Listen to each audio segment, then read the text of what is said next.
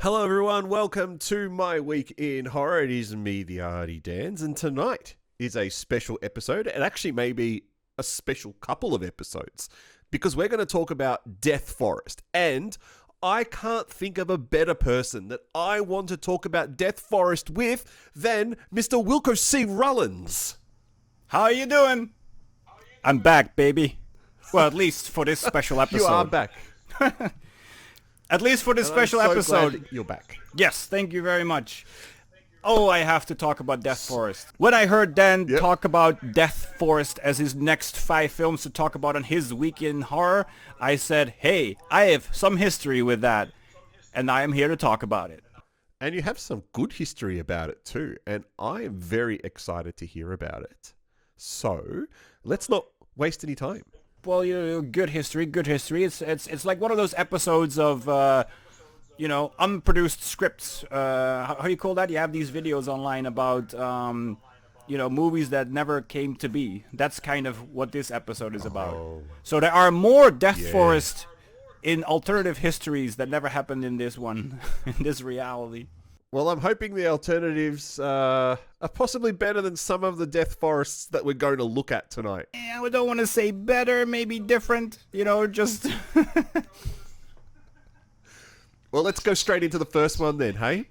All right, so I'll read out the synopsis, and I want you to tell me how close I am to it, okay? All right. If that's what you're feeling. I'm going to read with you. Right, ready? Ready. Beautiful.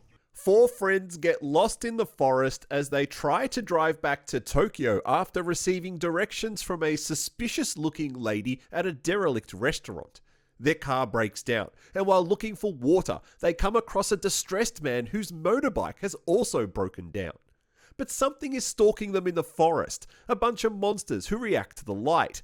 But that's not the worst thing that's there. There's a massive floating head that likes to chase people, and it's very hungry. Okay, that's like for the back of the DVD. You don't say anything what happens. And I must say, Because this is where you come in. And I must say, looking for water is, oh God, yes, do they look for water? Oh man. Take about 5 steps. So I mean, I'm a fan and watcher of my week in horror, so I definitely want to hear what you think about it first, Dan.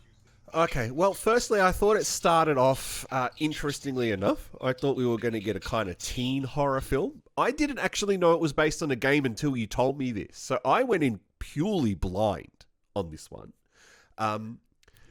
Original. I did. I thought it was an original movie. I think what took me by surprise was the floating head. Yes. And in fact, I think the special effect of the floating head's quite good. The person who did that did a fabulous job. In the first one, yeah. You don't... Oh, okay, well, we'll go to the other ones later. Yeah. I think the fact that it was about 62 minutes was good. There wasn't a lot of fluff in the movie, but it also means that we didn't really have enough time to get to know anyone. And in fact... I didn't know that the mysterious man, whose name I can't remember now. Do you remember his name? Which one? The lead? Yeah, starts with K. Kazuki, I believe. Kazumi. Kazuki? Kazuki? Or let me quickly see, because I reference him. Kazuki. Yeah, I didn't realize he would actually end up being a repeat character in the film. He is. He's the man. He's the Loomis. He is. He is the Loomis. Yes. Well, that's a great reference. I don't think anyone will get that, unfortunately. I hope they do. A watcher of this show I have to say, for a kind of B grade, not even, probably a C grade Japanese horror film, it's actually quite entertaining. But it doesn't actually tell you anything. No. It really is just like someone's written a fan fiction and decided they don't need any backstory to Yoshi. There's no rules about the monster. In fact, all the main characters are kind of superfluous. I enjoyed it, but I didn't really like it. Okay. Well, what you said there is 100% true, but they also never did that in all 5. Well, later a little bit, but they never explain what it is, and that was also my personal frustration, because if I can tell you what I thought about it, is that for me, this film is a diamond in the rough. I saw it. It's short, but it has potential. Where it has potential is in the great practicals, because the first time you see that stalker character, that, you know, how I call it a ghoul, with all the blood out of his mouth, that was good looking. The practical effects are really good in the first film. So the film for me Really was good. like, when you watch the film, because the ghouls and the stalker characters were actually scary in this one. And I thought it was very original that they are, you know, that they freeze in the light. Well, maybe not original, but at least it was something that, you know, you could play with. And I thought that for that reason it was a potential. It had massive potential. Sure, the movie is borderline boring. It is for an hour long, still quite long. And to be honest, the first half hour is all irrelevant stuff about them talking about stuff that has nothing to do with anything. And then it's only because it's from a production point of view, I did the calculation. It only has 5 locations. It has 10 characters, and it has 15 VFX, 2 practical effects. So what I'm saying, it is, of course, this, and I know this is a movie that is made for $20,000 to $35,000. $20,000 to $35,000 ish. I said, let's go over the 5 locations. Well, first we have first we have the cabin that first it looks like an abandoned, no, how you call that, a isolated cabin, but then we see the other side of the street and it's in the middle of a living area. That that was an interesting surprise. Then we have, of course, where the car breaks down. Then we have where the old lady lives, or at least the restaurant where they go. And then we have in the middle of the woods, I call that as a location. And then we have where they look for the water, that abandoned warehouse. That is about 5 locations. That's because they all linger mostly around that tunnel, which is where the car breaks down. And maybe there's a 6th if you think that later down the road there's another place they filmed, but I don't count that as a separate location. They were there, let's say.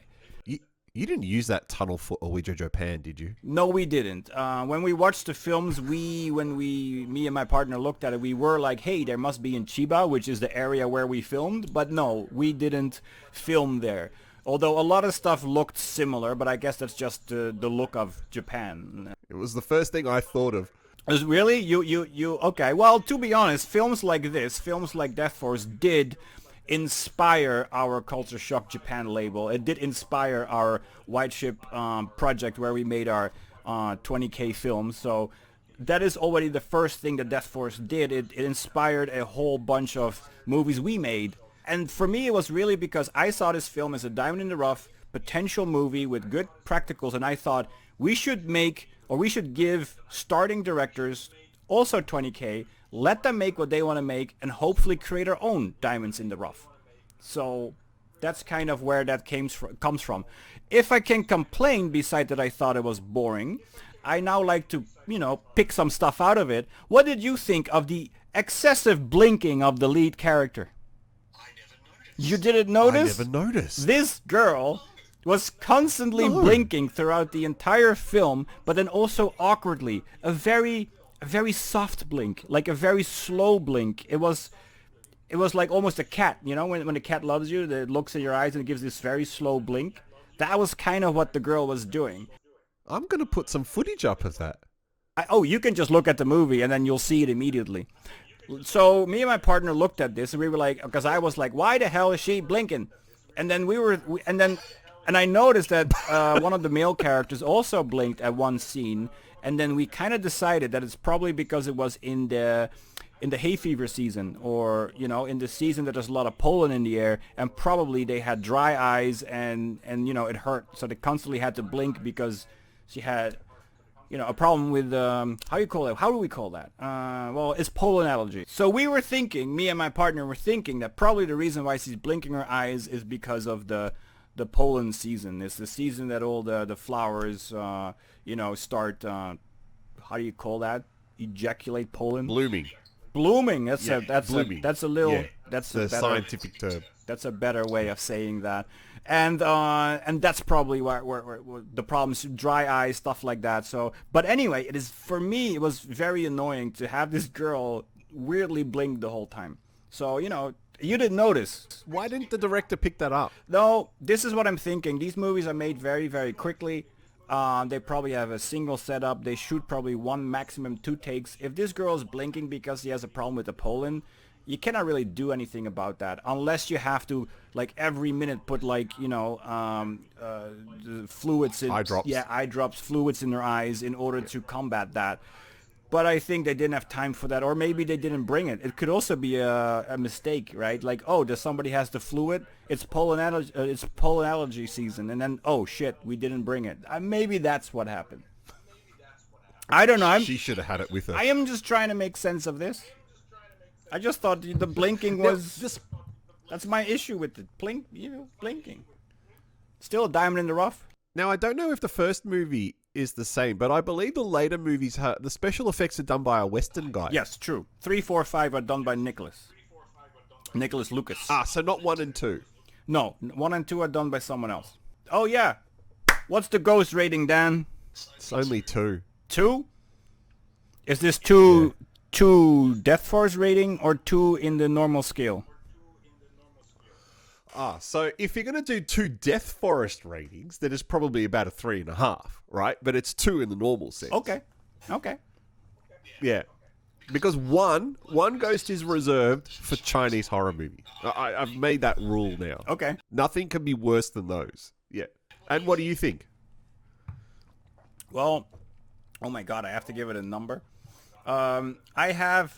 Because I think we're gonna rank these films like we did with Lust of the Dead, because ranking is always a popular topic. You want me to tell you where I rank this film in the top 5? No, actually, wait till the end. All right. How about we do that? All right. Yeah. But I will give it Lust of the Dead. I will not give it a rating as a ghost rating, because that is, you know, patent pending from you.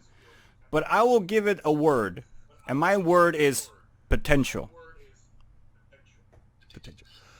Speaking of the patent pending, I'm wondering how long that actually takes before I get my patent. I don't know. Did you apply for it? No, that's probably the reason why. Yeah, that probably takes a while, yeah. Now, you mentioned Lust of the Dead, right? I did.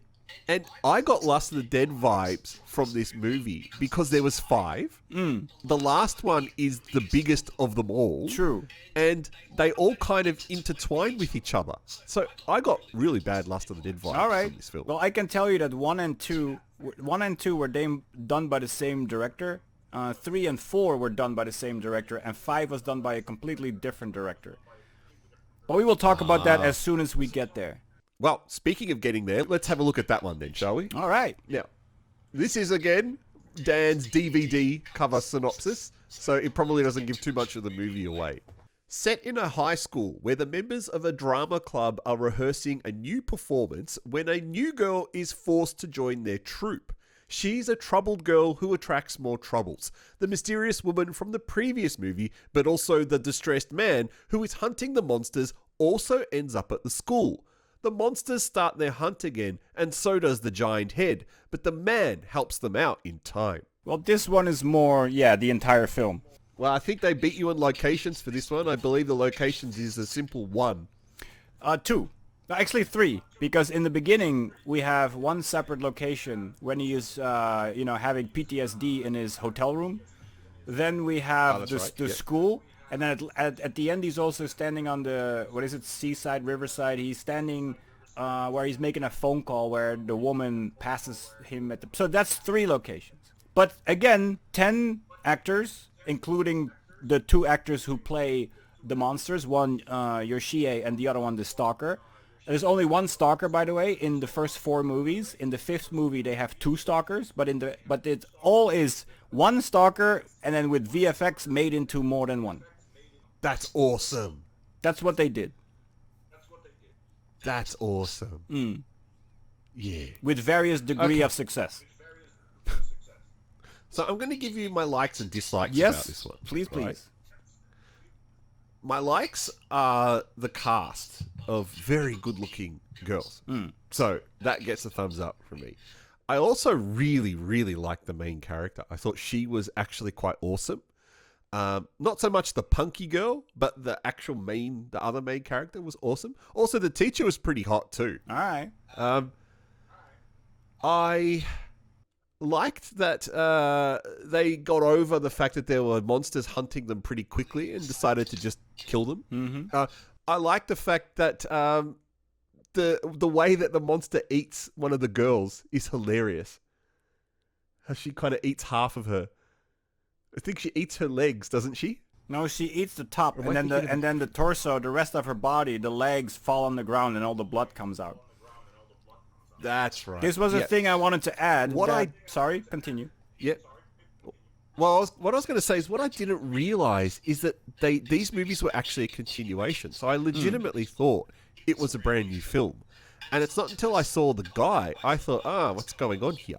I must say that it is a continuation in that sense, that at least the guy comes back and he is there again. But what I feel is that besides that, it's pretty two standalone films, because it's not that he learns more.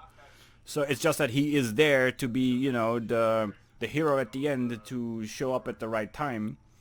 And also I must say, because they have one location less, and they also have probably the same amount of VFX, they at least have that practical effect of that, you know, the rest of the body falling on the ground after Yoshie bites her in half, and then have all the blood come out. So that was an interesting... and I also think I saw an effect that we see through the teeth of Yoshie, from behind the teeth, Yes! And that to me could also be a practical effect, which is very interesting. That would make that for one shot. But anyway, that's what I think. Could have been digital, but I think it would be more practical to be a practical effect. But I do agree with Gave you. me Pac-Man vibes. Excuse me? Yeah. But then from the mouth, I thought it was an interesting shot.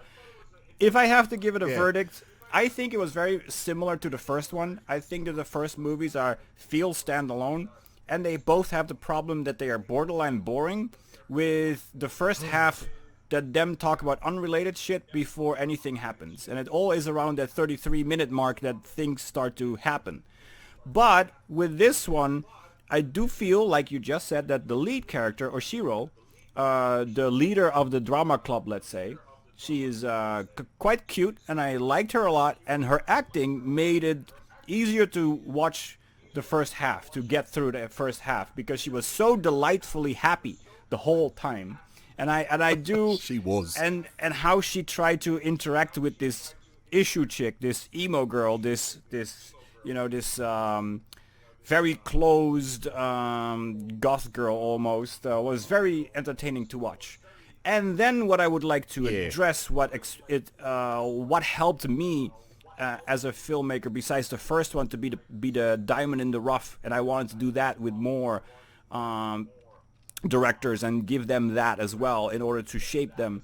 But what I also thought story-wise for the whole Death Force franchise, why I was thinking maybe I can chip in and give my ideas on it, was the ending, the end visual of that ritual, where the head was floating and then the 5 stalkers were standing around this pentagram type floor, where it's the moment where the girl who's in love with the leader girl, who's in love with the lead, after she gets her arm chopped off or eaten off, where she is basically being eaten by Yoshie. That's the last shot. I have it in my presentation, so we will look at it in a minute. Yeah, I'm going to be honest with you. I found this quite boring. Yes. Not even the good-looking girls could save this movie. Okay. And you are so dead right. There were scenes at the start of the film that went for 5, 6, 7 minutes of them reciting drama scripts. And I thought, hey, this is pretty impressive. They're actually remembering a lot of lines really easily, until I thought about it, that this was probably the padding of the film. This is how they just padded a 25-minute creepypasta into 1 hour. Yeah, well, that's what they did. It wasn't an hour of material. It kind of kicked off after 33 minutes. And sure, there were things hidden in there. They were setting up the emo girl. They were setting up the fact that the girl with the glasses, I forgot her name, is in love with the leader girl. It kind of set up because she wrote a BL story, so it already shows about same-sex love. So it was already kind of set up. But, you know, we are there for ghouls, we're there for stalkers, we're there for Yoshie, and then we had to wait 33 minutes for anything to happen. So That was a little. But did you also notice, by the way, Dan, beside that you didn't notice, because I'm going for the negative, the thing that you did, if I didn't say enough of it, if you didn't notice in the first movie that the lead was blinking as if her life depended on it, did you notice that in this movie there was no blood on the floor? I think they could not mess up that school. Even in my opinion, it's an abandoned school. Because sure, we have the torso that falls on the ground, or the legs, the ending of the rest of the body that falls on the ground with all the blood coming out. But I think that was a pickup shot somewhere else, because the moment the emo girl kills one of the stalkers, she has water coming over her. The blood is not blood; it's like see-through liquid. So there's water coming out. Yes. Yes. Yes. I just put that down to low-budget filmmaking. I actually didn't put it down to anything else other than that. That's a production thing. I'm thinking they were not allowed to mess up the floor. That's what I'm thinking. That's such a strange thing to worry about. Now, I actually have a continuity issue with the movie. How the hell does Yoshi get into the building? Yoshie, by the way. But Oh, Yoshie, sorry. Yeah. how she gets into the building? The stalkers pop up everywhere, and she, I guess, just pop up where they pop up. Hey, I didn't write it. I have no idea. I didn't think about it even, to be honest. Is there an assumption that she can teleport? Well, she is a mythical creature. She can do whatever, of course. You can't bring logic into this. It's a ghost. Well, I tried to make logic of this because after I saw 1 and 2, I decided to write a treatment for a part 3, and then I wanted to pitch that part 3 to the company who makes these movies, and that's what I did. I went to the company who made Death Force 1 and 2, and I pitched them a part 3. Do you want to tell us about it? I would like to tell you about it. So, this is the presentation we took to the company. It is redacted, so it's not all the slides, not all the pages, because there's a lot of redundant stuff in there that is not interesting for the viewer. What would be interesting for the viewer is the alternative storyline that I presented, that I pitched to the company who made these films.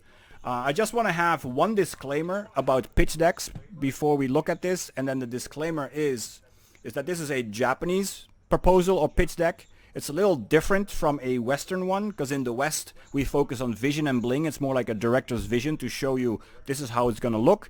In Japan they have a different focus point. They focus more on money in and money out, and the exit, which means where you're going to put the film and how much money they expect to get back, so to recoup. And of course they want to see if you have the pandas, and which that means if you have the famous people or the numbers to back up your project. So the presentation doesn't really show how cool the film is going to look, but it's more about the story is very small part of it, and the rest of the presentation is more finances and where we're going to put it, how much money we're going to make. But I removed that because we're not here for that.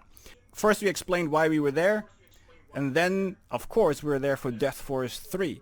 And we did an introduction on who we are, and then we went to the pitch of the story, which I will do right now. And also for Dan is going to be a surprise because the presentation is in Japanese. All in Japanese. All in Japanese. Yeah. So first of all, this is all Japanese, but let me read it. Because what I pitched was solve the mystery of Yoshie, Western character in a Japanese horror movie. And this is the synopsis.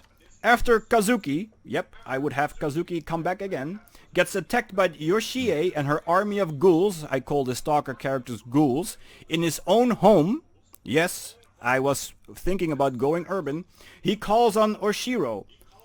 Oshiro, the leader, drama club girl, would be back in my version. Kizuki would be back.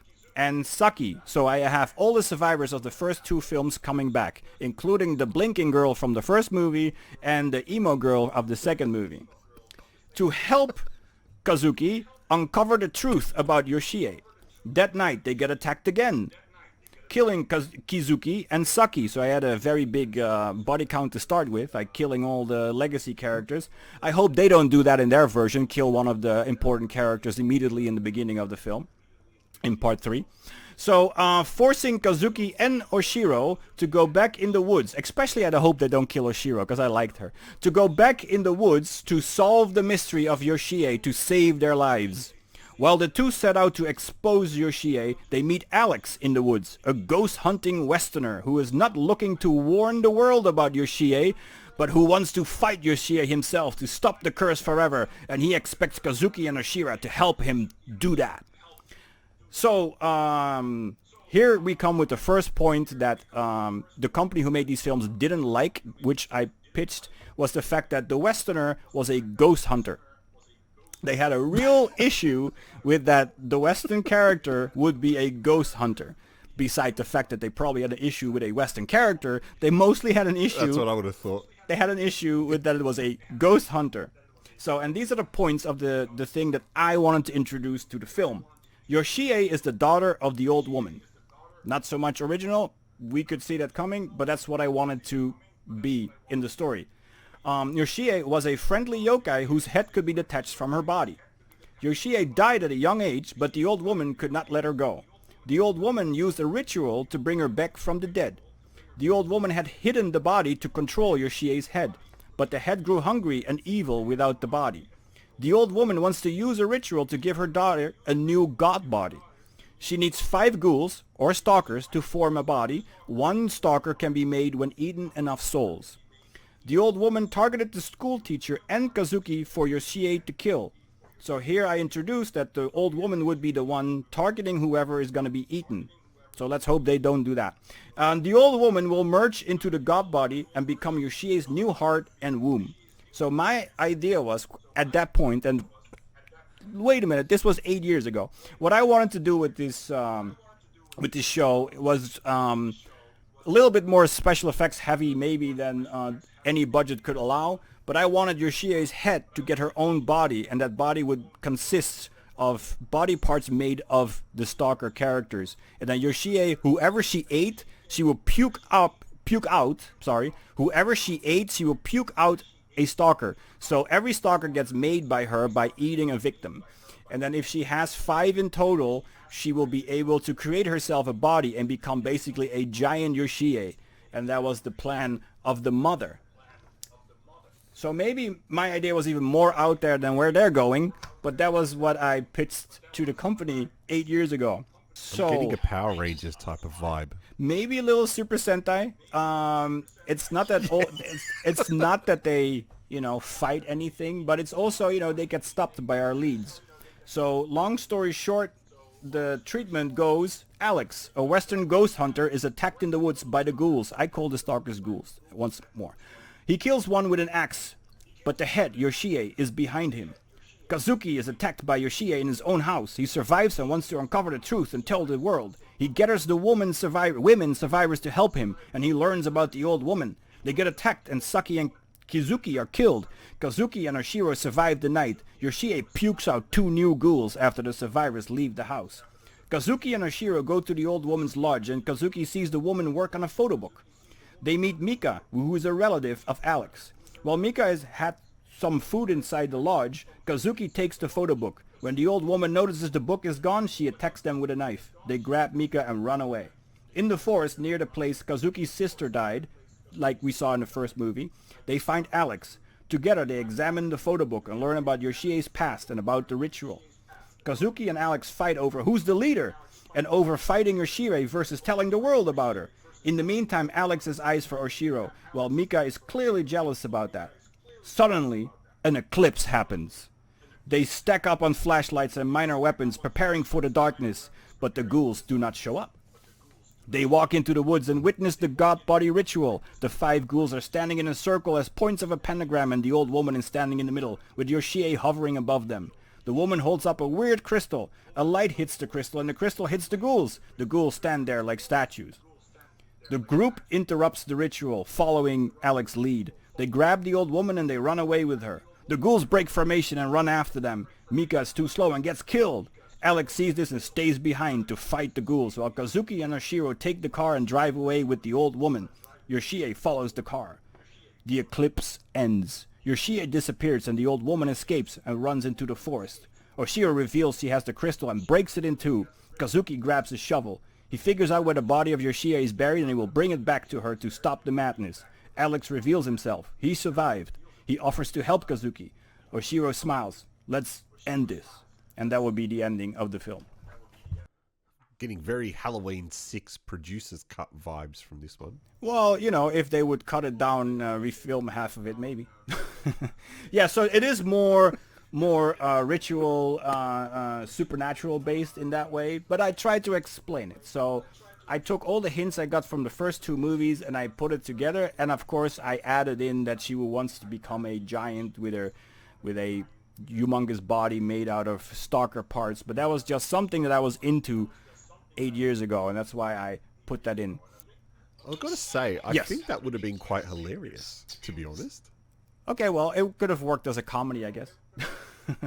No, not as in... No, I don't mean as a comedy. I mean... Because, you know, this is a C grade, B grade series. So, you obviously, you know, you get a bit of humour from it. Yeah. I think that would have actually been quite charming, your idea. Maybe hilarious was the wrong word. Okay. I think charming actually All right. was a better word. Well, if we look at the presentation, we see the characters. We used all the characters from part 1 and 2. Of course, we have Yoshie, we have the stalker or the ghoul. I call them ghouls. Then we have all the characters from the first movie, and then I put myself there as the Western character. But I think I wasn't planning to play it myself. I think this is an image picture, just as a example, as in a Westerner would play this. Or who knows? Maybe I was going to ask about that. who knows, maybe 8 years ago I wanted to be Alex, the Western lead, the ghost hunter. Who knows? I don't think so. And then the question mark would be for Mika, because we would have to cast her, and I had no idea who we want for that role. Now I actually wondered, was I planning on playing it myself? Well, maybe for the money and the budget we would have, maybe I would have to play it myself. Then we see a question. Yes. Did you leave it open enough for a sequel? Well, technically... It doesn't sound like you did. No, I wanted to also end it. Well, it is... Let's just say this. It ends with them going to dig up the body. So there is still room enough for error. So technically, if there never would be a part 4, then the story is done. They dig up the body, we're done. But if we wanted to make another version, they could have just failed digging up the body and everything would just happen again. So I did keep it open. If we go to... In other words, Friday the 13th, part 5. Yes, you know, why not? Yeah. So in the presentation, you'll see what I meant with the ritual. You see the head of Yoshie with all the stalkers standing around her with the girls in the middle. And this is what inspired me for the ritual that is actually happening and why they do everything. And it would be Yoshie basically gathering souls in order to create stalkers so she can create her god body. And then you can also see for the viewers at home that that's kind of the size I was going for, that she would be as a body. But now I think about it, 5 of these ghouls still makes a very tiny body. So I don't know, maybe, who knows? Maybe that wouldn't have Yeah, but worked. it's supernatural. You don't have to explain the size of the body, do you? No, maybe not. Maybe it would be just she had like a small body. Who knows? But anyway, we never got to make it, so I never got to think about that. Maybe we needed more stalkers to make the body. Then you would have needed more cast. Yeah, So that's true. Keeping the cast nice and small worked better. Yeah, that's true. And as far as I know, we don't have too much locations as well, and we're under 10 casts. So, well, cast-wise, I would only need 2 ghouls.